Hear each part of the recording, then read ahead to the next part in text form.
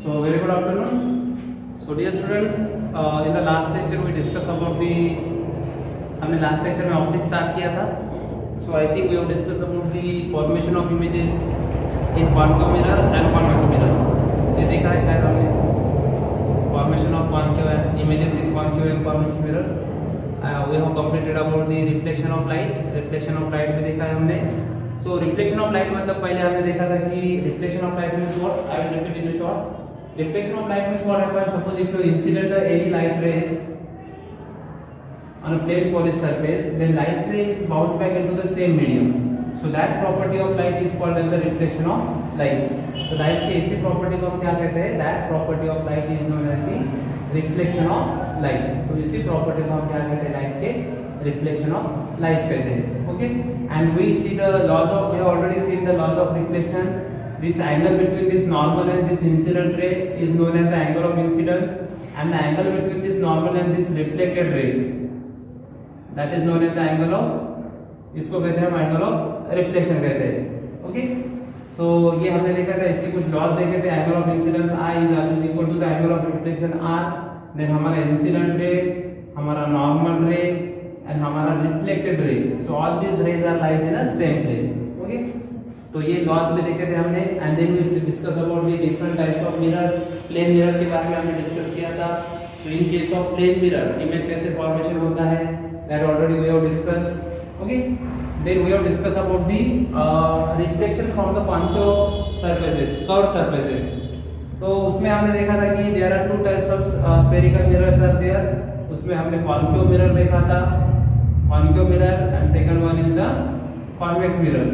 तो concave mirror means what? This is the concave mirror. Okay, इसमें हमने देखा था अलग अलग टर्मिनोलॉजीज देखे थे.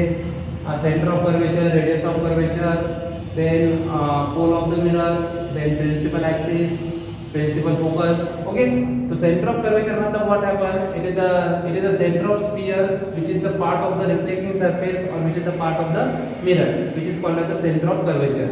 Then we discuss about the radius of curvature. It is the radius of sphere which is the part of the mirror, okay, or which is the part of the reflecting surface. Then an image, the geometric center of a spherical mirror is called as the pole of the mirror.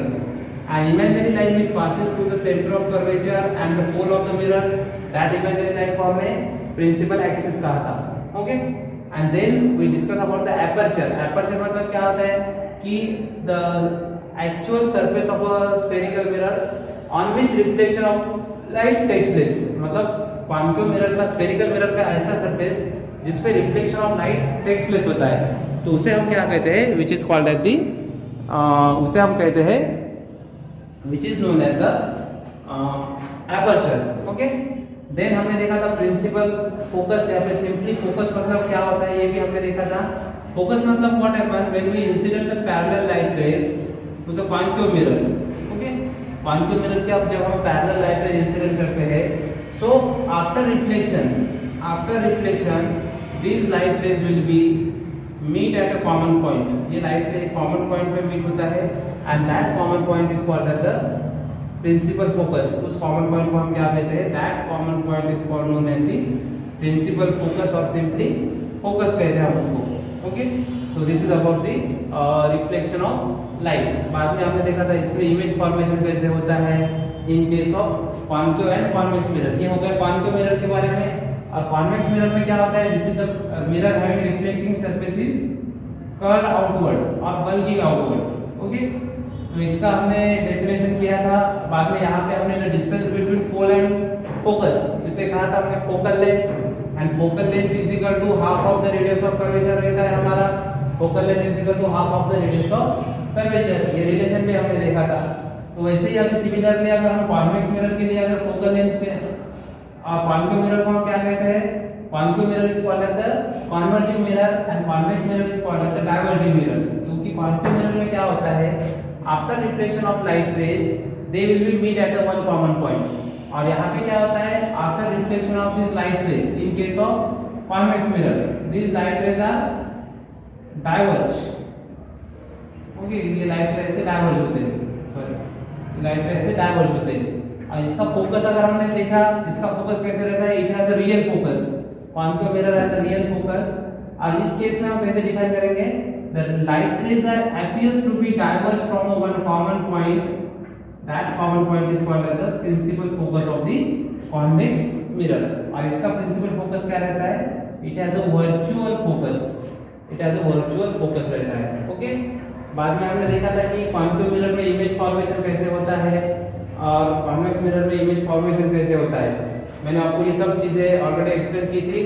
तो जैसे अगर हमने object infinity पे रखा है, मैंने आपको दिया कि ऑब्जेक्ट पोजीशन ऑफ ऑब्जेक्ट हम कहाँ पे रखते हैं, बाद में इमेज कहाँ पे मिलती है, पोजीशन ऑफ इमेज, बाद में इमेज का साइज, बाद में नेचर,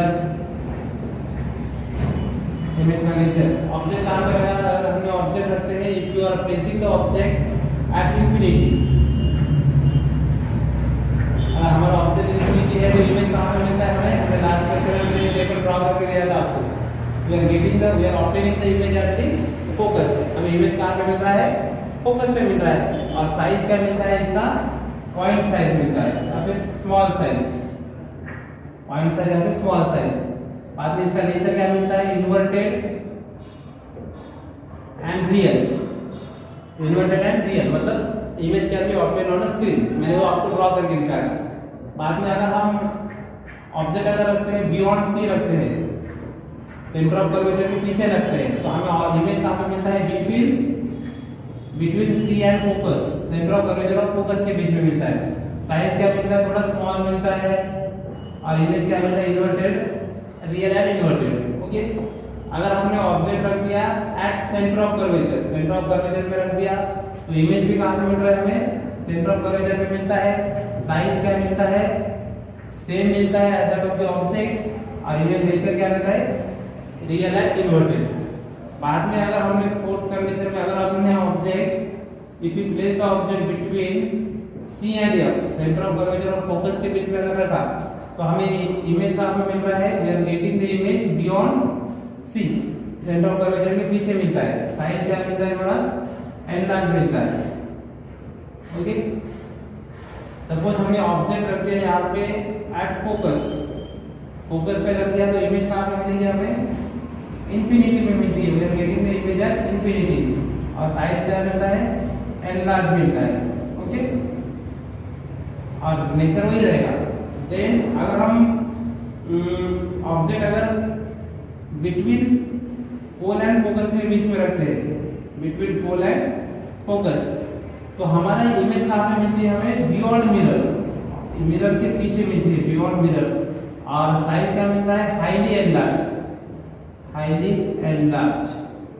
ओके.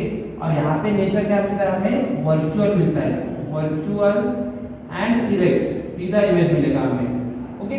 तो ये सब condition already I have already told you. तो थोड़े बहुत दिन का गैप करके मैं एक बार रिवाइज कर दिया. ओके. तो दिस इज अबाउट दी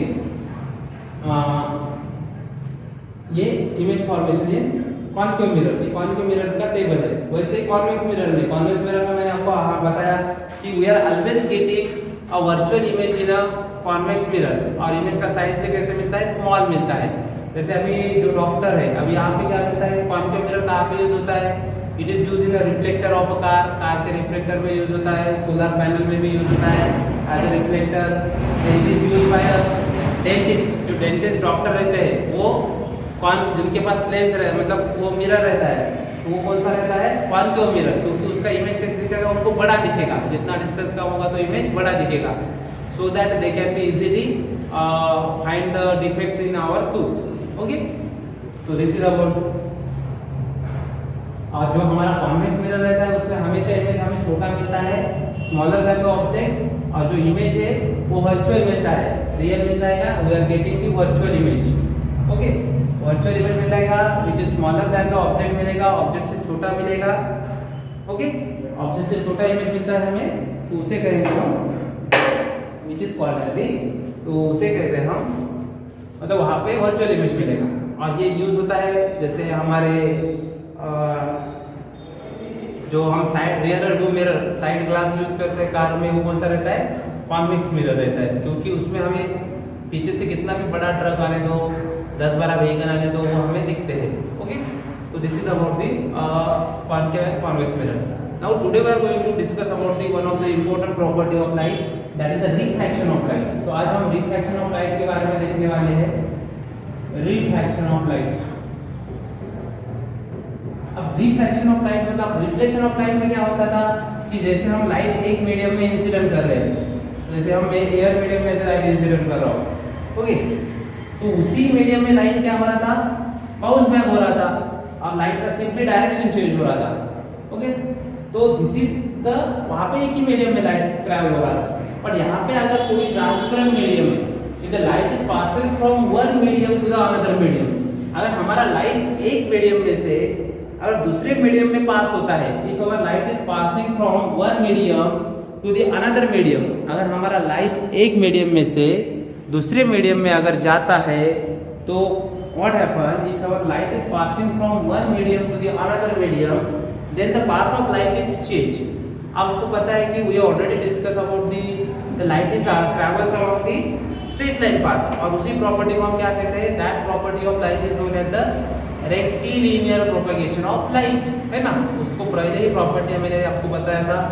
तो as we know that the light is always travels along the straight line path. Suppose the light is traveling from one medium to the another medium, then in that case what happen, if suppose if we have the one transparent medium, suppose यहाँ पे एक glass है, ये glass है, समझिए transparent glass है, तो इधर का कौन सा मीडियम है, ग्लास मीडियम है, ओके. और यहाँ पे क्या है, ये एयर मीडियम है, ओके. अब इसमें से क्या हो रहा है, अगर मैं लाइट सपोज अभी समझिए हमारा नॉर्मल है, अब यहाँ से मैं लाइट इंसिडेंट करता हूँ एयर मीडियम में से, ओके, ये मेरा इंसिडेंट रे है, this is my incident ray. If I incident light रे फ्रॉम द, अगर मैं लाइट रे इंसिडेंट करता हूँ एयर मीडियम में से, ओके. अब यहाँ तक देखो, यहाँ तक मेरा लाइट का पाथ क्या है, सेम है, मतलब स्ट्रेट लाइन पाथ से जा रहा है. अब जैसे ही लाइट यहाँ पे आता है, तो क्या हो रहा है, यहाँ पे कौन सा मीडियम है, हियर इज द ग्लास, मतलब पहले यहाँ तक कौन सा मीडियम था, एयर मीडियम था. But when the light is come to this point, here the medium is change, वहां पे मीडियम क्या हो रहा है, चेंज हो रहा है. As the medium is change there, so this medium, वहां पे मीडियम चेंज हो रहा है. तो मीडियम चेंज हो रहा है, तो यहाँ पे क्या होगा, as medium is change there, वहां पे मीडियम चेंज होता है, ओके. तो मीडियम चेंज हो रहा है, तो क्या होगा यहाँ पे, लाइट, अगर लाइट में एक्चुअली कैसे जाना चाहिए, light must go along the straight line path. आपको पता है कि light is travels along the straight line path. Light हमारा कैसे ट्रैवल करता है, लाइट की प्रॉपर्टी हमने देखा है कि light always travels along the straight line path, और उसी प्रॉपर्टी को हमने कहा था rectilinear propagation of light. But actually what happen, यहाँ तक तो हमारा लाइट स्ट्रेट पाथ में आया, उसका पाथ चेंज नहीं हुआ है. पर यहाँ पे आने के बाद लाइट रे ने हमारे ऐसे जाना चाहिए, ऐसा हम एक्सपेक्ट करते हैं, क्योंकि it shows the rectilinear propagation of light. But actually what happen, when the light is reaches to this point, जब लाइट इस पॉइंट पे आता है, तो यहाँ पे मीडियम चेंज हो रहा है. तो मीडियम चेंज होगा तो लाइट का पाथ भी क्या होता है, चेंज होता है. मतलब देखो ये ब्लैक कलर की लाइन दिख रही है, एक्चुअली लाइट ने इस पाथ से जाना चाहिए, बट एक्चुअली मीडियम चेंज हो गया. मतलब यहाँ पे एयर मीडियम था, यहाँ पे ग्लास मीडियम है, तो मीडियम चेंज हो गया, तो लाइट का पाथ भी क्या हो रहा है, चेंज हो रहा है. As the medium changes, the path of light is also change, okay. तो मतलब लाइट ने ऐसा अलोंग द स्ट्रेट लाइन जाना चाहिए, पर उसका पाथ क्या हो गया, चेंज हो गया. अब हमारा लाइट कौन से मीडियम में से जा रहा था, यहाँ पे देखो एयर मीडियम में से हमारा लाइट कौन से मीडियम में जा रहा था, ग्लास मीडियम में या फिर डेंसर मीडियम में, ओके. तो वहां पे लाइट क्या हो गया हमारा, कहाँ पे बेंड हो गया, our light is bend towards the normal. मतलब अगर लाइट एयर मीडियम में से ग्लास मीडियम या फिर इसको डेंसर भी कह सकते हो, डेंसर मीडियम में जाता है, तो लाइट कहाँ पे बेंड होता है, तब हमारा लाइट बेंड्स टुवर्ड्स नॉर्मल. सीधा जाता है कि वो स्ट्रेट पाथ में तो नहीं जाता है, क्योंकि मीडियम चेंज हो रहा है. As the medium changes, the path of the light changes its path, okay. As medium changes, the light bend towards normal. Light किधर बेंड हो रहा है, हमारा नॉर्मल की तरफ बेंड हो रहा है. Our light is bend towards the normal, okay. जब हमारा लाइट रे एयर मीडियम में से डेंसर मीडियम में जा रहा है, मतलब ग्लास मीडियम में जा रहा है, तब हमारा लाइट कहाँ पे बेंड हो रहा है, it is bend towards the normal. कहाँ पे बेंड हो रहा है, वो नॉर्मल की तरफ बेंड हो रहा है, मतलब लाइट रे, अब रिफ्रैक्शन ऑफ लाइट हम कैसे डिफाइन करेंगे? When the light is passing from one medium to the another medium, then the path of light gets change. मतलब लाइट का पाथ क्या होता है? चेंज होता है। और उसी प्रॉपर्टी ऑफ लाइट को हम क्या कहते हैं? That property of light is known as the refraction of light. तो उसी प्रॉपर्टी को हम क्या कहते हैं? That property of light is known as the refraction of light. अब देखो रिफ्रैक्शन में देखो, जब मैं लाइट एयर मीडियम में से ग्लास मीडियम में पास कर रहा हूँ तो मेरा लाइट किधर बेंड हो रहा है? It is bend towards the normal, normal की तरफ बेंड हो रहा है। ओके, अब ये जो एंगल है, एंगल बिटवीन दिस नॉर्मल और ये इंसिडेंट रे, इसे कहेंगे हम एंगल ऑफ इंसिडेंस कहेंगे।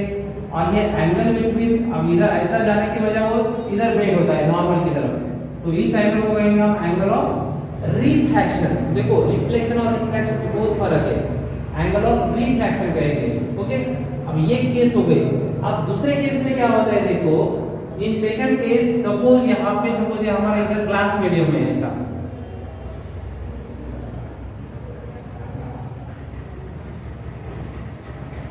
ये हमारा ग्लास मीडियम है। अब ग्लास मीडियम में से और इधर एयर मीडियम है सपोज, अब ग्लास मीडियम में से मैं लाइट पास कर रहा हूँ, यहाँ तक तो ऐसे जाएगा, एक्चुअली ऐसा सीधा जाना चाहिए, पर सीधा जाएगा कि इधर मीडियम चेंज हो रहा है, एयर मीडियम हो रहा है, तो ये लाइट रे किधर बेंड हो रहा है? It is bends away from the normal, normal से दूर बेंड हो रहा है। देखो पहले केस में क्या होता था? जब लाइट रे एयर मीडियम में से ग्लास में जा रहा था डेंसर में, तो बेंड टुवर्ड्स नॉर्मल, तब नॉर्मल की तरफ बेंड हो रहा है। अब सेकंड केस में क्या हो रहा है? इन सेकंड केस में इधर लिखता हूँ, इन केस 2, जब लाइट रे हमारा ग्लास मीडियम में से किस में जा रहा है? ग्लास मतलब डेंसर में से, our light is passing from denser to the air medium या फिर rarer medium। rarer मतलब जहाँ पे मॉलिक्यूल की डेंसिटी कम रहती है, जैसे एयर हो गया, ओके, वाटर हो गए। डेंसर मतलब जहाँ पे मॉलिक्यूल वेरी कॉम्पैक्टली अरेंज होते हैं। तो इस केस में क्या होता है? हमारा light ray bends away from normal, away from normal, normal से दूर बेंड हो रहा है, bends away from the normal. Okay, तो इस केस में हमारा देखो ये एंगल ऑफ इंसिडेंस रहेगा and this is angle of refraction रहेगा। ओके, तो दिस इज ये दो केसेस है। मैं क्यों बता रहा हूँ? इट इज इंपॉर्टेंट है हमें आगे लॉज में देखने के लिए। तो अंडरस्टैंड, समझ में आया है कि रिफ्रैक्शन मतलब क्या होता है? रिफ्रैक्शन मतलब समझ लो, when the light ray is passing from one medium to the another medium, then the path of light ray gets changed। जब हमारा लाइट रे एक मीडियम में से किसी दूसरे मीडियम में अगर जाता होगा तो लाइट का हमारे पाथ क्या होता है? then the path of light ray gets changed and this property of light is known as the refraction of light। तो refraction of light मतलब क्या होता है कि जब लाइट रे एक मीडियम में से दूसरे मीडियम में जाता है तब लाइट का पाथ क्या होता है? then the path of light ray gets change, तब लाइट रे का पाथ क्या हो रहा है? चेंज हो रहा है। अब देखो एयर में से डेंसर में जाएगा तो नॉर्मल की तरफ बेंड हो रहा है, नॉर्मल की तरफ बेंड हो रहा है। अब सेकंड केस में एयर ग्लास में से एयर में जाएगा तब नॉर्मल से दूर बेंड हो रहा है, away from the normal. Okay, तो that property of light is known as the refraction of light. इसे कहेंगे एंगल ऑफ इंसिडेंस और इसे कहेंगे एंगल ऑफ रिफ्रैक्शन। ओके, तो हमें इसमें इसके कुछ लॉज देखने हैं, लॉज ऑफ रिफ्रैक्शन देखना है हमें। तो रिफ्रैक्शन समझ में आया है? रिफ्रैक्शन मतलब क्या होता है? जब हमारा लाइट रे किसी एक मीडियम में से दूसरे मीडियम में अगर जाता होगा तब क्या होता है? हमारा लाइट रे अगर एक मीडियम में से किसी दूसरे मीडियम में जाता है तो हमारे लाइट रे का पाथ चेंज हो जाता है, और उसी प्रॉपर्टी को हम क्या कहते हैं? That property of light is known as the refraction of light. अब बेंडिंग ऑफ लाइट या फिर when the light ray passing from one medium to the another medium, the path of light ray gets changed, that property of light is known as the refraction of light। Okay, मतलब when light ray passes from one medium to another medium, when light ray passes from one medium to another medium, one medium to another medium,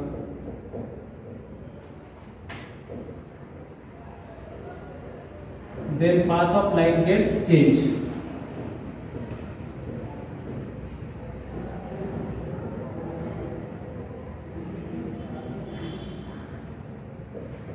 So this property of light, इसी light के property को हम क्या कहते हैं? That property of light is known as the refraction of light. तो इसी light के property को हम refraction of light कहेंगे. ओके? अब हमें देखना है laws of refraction. अब laws of refraction देखने के पहले आपको मैंने ये दो केसेस बताई. जब लाइट रे, मैंने पहला केस आपको बताया ऑलरेडी.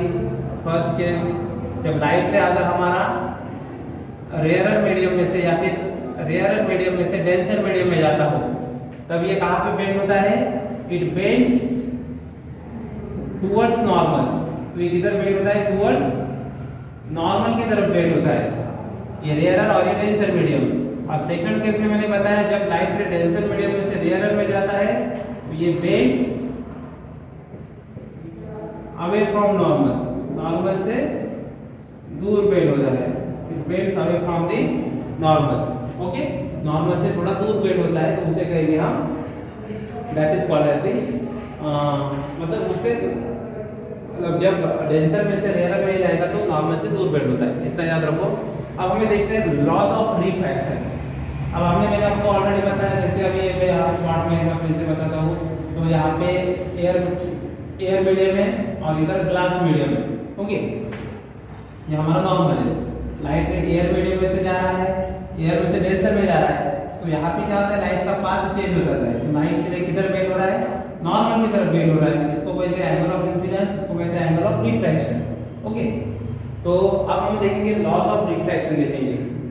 तो लॉज ऑफ रिफ्रैक्शन में पहला लॉज क्या है? उसे कहेंगे हम Snell's law. It is given by the scientist, laws of refraction. पहला लॉ है इसमें Snell's law. It is given by scientist Snell, that's why it is called as the Snell's law. तो स्नेल्स लॉ क्या कहता है हमारा? The ratio of the sin of angle of incidence to the sin of angle of refraction, ratio of sin of angle of incidence to the sin of angle of refraction is equal to constant. उसको क्या कहते हैं? Constant कहते हैं. And that constant is called as the refractive index. इस constant को क्या call करते हैं हम? That constant is called as the refractive index. That constant is called as the refractive index. इस कांस्टेंट को हम क्या कहते हैं? रिफ्रैक्टिव इंडेक्स कहते हैं. That constant is known as the refractive index and it is denoted by refractive index जो है हमारा sin of i upon sin of r. It is denote करते हैं जनरली म्यू. एक ग्रीक लेटर है, उसको u की तरह लिखता है. This is denoted by Greek letter mu. Okay, so this is known as the Snell's law. अब स्नेल्स लॉ की तरफ हमें दो केसेस देखना है अभी. ओके, तो स्नेल्स लॉ को डिफाइन करना है, उसमें क्या क्या होता है. तो उसको रिफ्रैक्टिव इंडेक्स को कैसे डिफाइन कर सकते हैं हम, उसका डेफिनेशन देख रहे हैं. तो ये समझ में आया. स्नेल्स लॉ क्या स्टेट करता है कि it is the ratio of sin of angle of incidence to the sin of angle of refraction is constant. The ratio of sin of angle of incidence to the sin of angle of refraction is constant. That law is called as the Snell's law. sin of i upon sin of r दोनों का ratio क्या रहता है? Constant रहता है. और उसी constant ratio को हम क्या कहते हैं? That constant ratio is called as the refractive index. Okay, तो इस रिफ्रैक्टिव इंडेक्स को हमें अब डिफाइन करना है. हम कैसे रिफ्रैक्टिव इंडेक्स फाइंड कर सकते हैं? इसके ऊपर आपको न्यूमेरिकल भी आ सकते हैं सीईटी में, या फिर आपको एग्जाम में भी आ सकते हैं. तो देखो यार, इसमें हम दो केसेस देखेंगे. पहले केस जो मैंने ऑलरेडी आपको बताया है वही केसेस हम थोड़ा डिटेल में देखेंगे. तो पहला केस देखेंगे हम जब हमारा लाइट रे, केस 1, जब लाइट रे हमारा कौन से मीडियम में से जा रहा है? रेयरर या फिर रेयरर मीडियम में से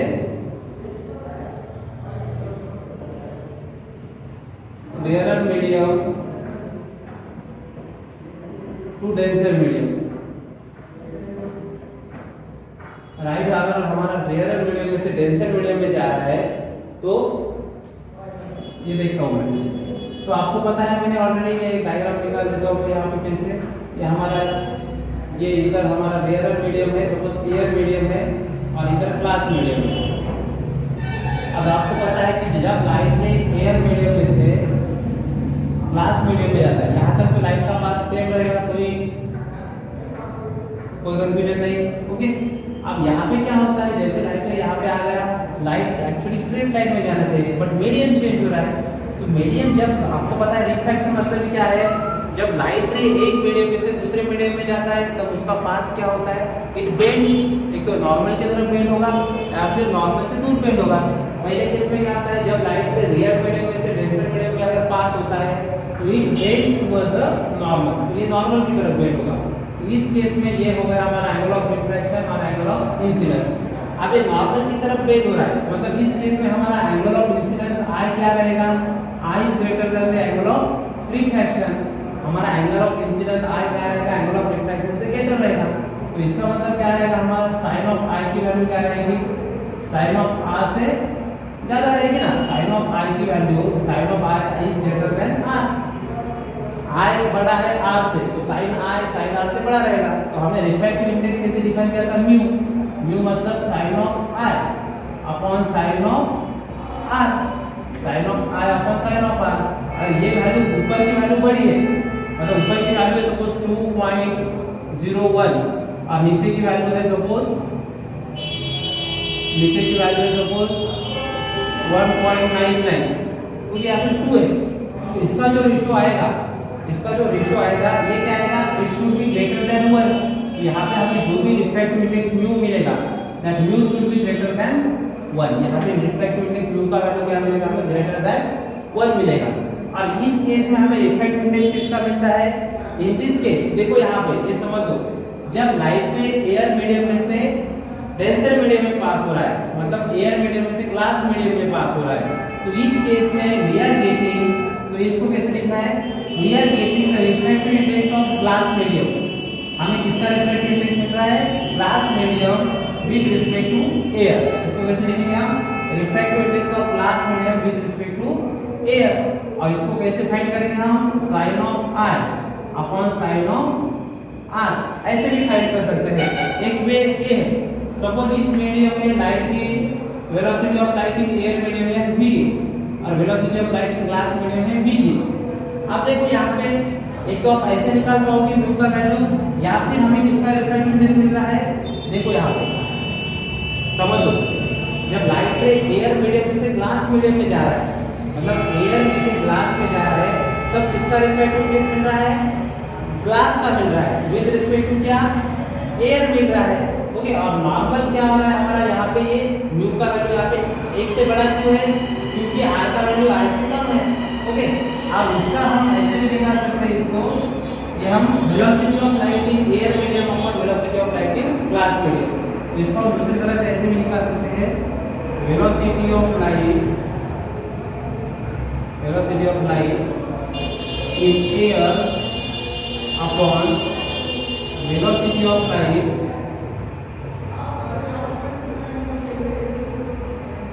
in glass medium। ओके, इसको सिंपली हम ऐसे भी लिख सकते हैं, refractive index of glass with respect to air, VA upon VG, velocity of light in air upon velocity of light in glass. Okay, तो इसे करेंगे हम velocity of light in air upon velocity of light in glass, तो इसे करेंगे refractive index. ये हो गया पहले केस में, this is the first case. अब सेकंड केस में क्या है, सेकंड केस में क्या है, देखो एक बार मैं फिर से बता, जब लाइट रे हमारा डेंसर मीडियम में से डेंसर टू रेयर मीडियम में जा रहा है, सपोज यहाँ पे ये हमारा ऊपर क्या है, ग्लास मीडियम में और नीचे क्या है, एयर मीडियम में। सपोज ये नॉर्मल है, लाइट में इसमें से इंसिडेंट कर रहा हूँ ग्लास मीडियम में से, तो इस केस में आपको ऑलरेडी पता है our light ray is bends away from the normal, away from the normal bend होगा, ये आई वैल्यू है आर, तो यहाँ पे आर का वैल्यू क्या रहेगा, आर का वैल्यू आई से बड़ा रहेगा, क्योंकि नॉर्मल से दूर बेंड हो रहा है, तो आर का वैल्यू ज्यादा रहेगा। तो इस केस में साइन ऑफ आर का वैल्यू भी क्या रहेगा, ज्यादा रहेगा साइन ऑफ आई से। तो जो रिफ्रैक्टिव इंडेक्स म्यू मिलेगा हमें, तो रिफ्रैक्टिव इंडेक्स म्यू, इस केस में किसका रिफ्रैक्टिव इंडेक्स मिलेगा हमें, देखो लाइट रे किसमें, कौन से मीडियम में से कौन से मीडियम में जा रहा है, ग्लास मीडियम में से एयर में जा रहा है, तो रिफ्रैक्टिव इंडेक्स हमें किसका मिलेगा?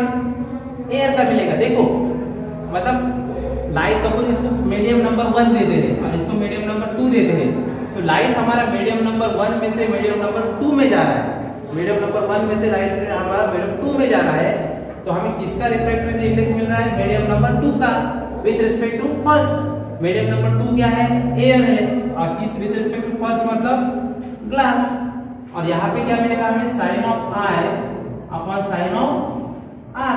तो ये वैल्यू हमें 1 से ज्यादा मिलेगी या कम मिलेगी? क्योंकि आई का वैल्यू कम है साइन ऑफ आर से, तो ये मिलेगा हमें लेस देन 1 मिलेगा। ओके, तो यहाँ पे क्या मिलेगा हमें? Refractive index of air with respect to glass. इसको हम दूसरी तरह से और भी निकाल सकते हैं, velocity of light in glass upon velocity of light in air. जैसे यहाँ पे निकाला velocity of light in air upon velocity of light in glass, मतलब ये सीधा सीधा ऐसे याद रखने का, ग्लास अपॉन एयर। ओके, तो velocity of light in glass upon velocity of light in air. तो इसी तरह से हमें ये मिलेगा दूसरा केस। ओके, तो ये हो गया हमारा रिफ्रैक्टिव इंडेक्स। मतलब देखो जब हमारा लाइट रे एक मीडियम में से दूसरे मीडियम में अगर जा रहा है तो हमें क्या मिलता है? सपोज मेरा लाइट रे मीडियम नंबर 1 में से मीडियम नंबर 2 में जा रहा है, तो मुझे क्या मिल रहा है? मुझे किसका रिफ्रैक्टिव इंडेक्स मिल रहा है? I am getting the refractive index of second medium with respect to first medium. तो मुझे सेकंड मीडियम का रिफ्रैक्टिव इंडेक्स मिल रहा है with respect to first medium. तो मुझे कौन से मीडियम का रिफ्रैक्टिव इंडेक्स मिल रहा है? सेकंड मीडियम का with respect to first medium. Okay, suppose मेरा लाइट रे अगर सपोज यहाँ पे मैं लिखता हूँ ग्लास मीडियम में से वाटर में जा रहा है सपोज, तो मुझे किसका रिफ्रैक्टिव इंडेक्स मिलेगा? यहाँ पे मुझे मिलेगा refractive index of water with respect to glass. तो मैं कैसे लिखूंगा? Refractive index of water with respect to glass. मतलब मेरा लाइट रे फर्स्ट मीडियम में से नंबर 2 फर्स्ट मीडियम में से नंबर 2 के मीडियम में जा रहा है सपोज, तो मुझे I am getting the refractive index of second medium with respect to first medium. Is it clear? किसी बुक में एन से भी डिनोट किया है, मैंने म्यू से डिनोट किया है। ओके, तो सपोज मेरा लाइट रे अगर मीडियम नंबर 1 में से 2 में जा रहा है, तो मुझे मीडियम नंबर 2 का रिफ्रैक्टिव इंडेक्स मिलता है विद रिस्पेक्ट टू फर्स्ट। और जनरली हम इसको फिर एक तो ऐसे निकालेंगे या फिर इसको हम कैसे निकालेंगे? सपोज फर्स्ट मीडियम में से सेकंड में जा रहा है, तो मुझे सेकंड मीडियम का रिफ्रैक्टिव इंडेक्स मिलेगा विद रिस्पेक्ट टू फर्स्ट। और इसको मैं कैसे निकालूंगा? Velocity of light in first medium upon velocity of light in second medium. उसका वैल्यू अगर मुझे फाइंड करना है तो velocity of light in first medium upon velocity of light in second medium, ऐसे फाइंड करना पड़ेगा। ओके, अब देखो यहाँ पे सपोज मुझे मेरा लाइट पे सपोज वाटर में से एयर में जा रहा है, तो मुझे क्या मिलेगा इस केस में? इस केस में मुझे किसका रिफ्रैक्टिव इंडेक्स मिलेगा? तो इस केस में मुझे एयर का रिफ्रैक्टिव इंडेक्स मिलेगा विद रिस्पेक्ट टू वाटर। और मैं इसे फाइंड कैसे करूंगा? मैं इसे फाइंड करूंगा velocity of light in water, मतलब velocity of light in first medium upon velocity of light in second medium. ये मेरा फर्स्ट मीडियम है, ये मेरा सेकंड मीडियम है, तो velocity of light in water upon velocity of light in air. तो इस तरह से मैं इसको फाइंड कर सकता हूँ। ओके, तो अब हमें तो this is about the refractive index. अब एब्सोल्यूट रिफ्रैक्टिव इंडेक्स मतलब क्या होता है? देखो एब्सोल्यूट रिफ्रैक्टिव इंडेक्स मतलब it is the ratio of speed of light in air to the speed of light in vacuum of to that of the given medium. Speed of light in air भी बोल सकते हैं आप या फिर vacuum. तो absolute refractive index हम कैसे डिफाइन कर सकते हैं? It is the refractive index speed of light in vacuum, velocity of light in vacuum upon velocity of light in air upon velocity of light in given medium, जो भी medium है। मतलब suppose हमारा light ray अगर पास हो रहा है, absolute refractive index हम कैसे डिफाइन करेंगे? Velocity of light in vacuum upon velocity of light in given medium. Okay, तो उसे कहेंगे हम एब्सोल्यूट रिफ्रैक्टिव इंडेक्स। ओके, तो ये हुआ हमारा एब्सोल्यूट रिफ्रैक्टिव इंडेक्स। तो आपको समझ में आ गया? तो आज हमने क्या देखा? Refraction of light. तो रिफ्रैक्शन ऑफ लाइट मतलब क्या होता है? जब हमारा लाइट रे एक मीडियम में से दूसरे मीडियम में जाता है तब उसका पाथ क्या होता है? Then the path of light gets change. Actually light straight line में जाता है, but light ray straight line में जाने के बजाय उसका पाथ क्या कर रहा है? वो चेंज कर रहा है। तो उसी प्रॉपर्टी को बोलते हैं रिफ्रैक्शन ऑफ लाइट। अगर लाइट रे हमारा हमने दो केसेस देखे, अगर लाइट रे हमारा रेयर मीडियम में से डेंसर में जा रहा है तो ये किधर बेंड होता है, it is bend towards the normal. तो इस केस में हमें क्या होता है कि जो I का वैल्यू है ग्रेटर देन R मिलता है, तो ये रिफ्रैक्टिव इंडेक्स क्या रहेगा, ये ग्रेटर देन 1 रहेगा।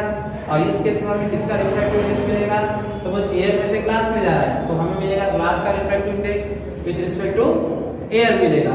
ओके, और सेकंड केस हमने देखा अगर हमारा लाइट रे डेंसर मीडियम में से रेयर में जा रहा है तो इस केस में क्या होगा कि हमारा जो लाइट है it is bends away from the normal, normal से दूर बेंड होगा। तो इस केस में R का वैल्यू क्या रहेगा, एंगल ऑफ रिफ्रैक्शन का ज्यादा रहेगा as compare to the angle of incidence. तो ये रिफ्रैक्टिव इंडेक्स क्या रहेगा, यहाँ पे लेस देन 1 मिलेगा। और इस केस में हमें रिफ्रैक्टिव इंडेक्स किसका मिलता है, we are getting the refractive index of air with respect to glass. और ये फाइंड कैसे करते हैं हम, velocity of light in glass upon velocity of light in air. तो इन जनरल अगर आपको बताना है तो इन जनरल में आपको ऐसे बताना चाहूंगा कि जब हमारा लाइट रे, सपोज मैं जनरल में यहाँ पे फिर से एक बार बता देता हूँ ताकि आपका कंफ्यूजन नहीं रहना चाहिए। अगर हमारा लाइट रे किसी एक मीडियम में से दूसरे मीडियम में अगर जाता होगा है, सपोज मेरा लाइट रे नंबर 1 मीडियम में से नंबर 2 मीडियम में जाता है, नंबर 1 मीडियम में से सपोज नंबर 1 मीडियम में से नंबर 2 मीडियम में जाता है, तो इस केस में मुझे किसका रिफ्रैक्टिव इंडेक्स मिलेगा, मुझे रिफ्रैक्टिव इंडेक्स मिलेगा सेकंड मीडियम का with respect to first medium.